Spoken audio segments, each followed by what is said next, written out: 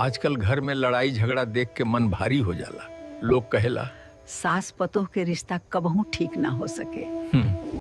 बाकी ई सवाल केहू काहे ना पूछेला कि गलती शुरू कहाँ से होला। गलती तो तब शुरू होला जी जब इंसान अपन बीतल भूल जाला। कहूँ कबो पतोह रहे, यह सोच में दिन कट जाए, कौनो गलती ना हो जाए, केहू कुछ कह ना दे। तू तब केहू से शिकायत कैले रहलू? ना जी, घर बचावे खातिर सब चुपचाप सह गईनी।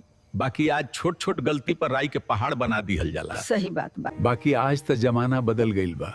कई बेर सास के मन में ई भाव आ जाला, हम जवन सहली त पतोह के भी सहे के पड़ी।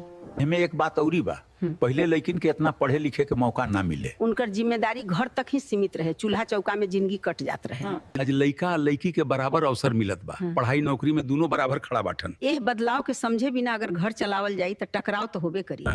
जैसे सास के पतोह के समझे के पड़ी, वैसे ही पतोह के भी सास के मनोभावना समझे के पड़ी। एक तरफा समझ से कबो रिश्ता ना बच सकेला। घर तो तब टिकेला जब सवाल जीत हार के ना समझ समझौता के होखे। डर से निभावल रिश्ता ज्यादा दिन ना टिके। आज के पतोह कल सास बनी, आज के सास कल कहानी बनी। थोड़ा धीरज, थोड़ा अपनापन और थोड़ा अहंकार के त्याग, इतने से घर में शांति आई।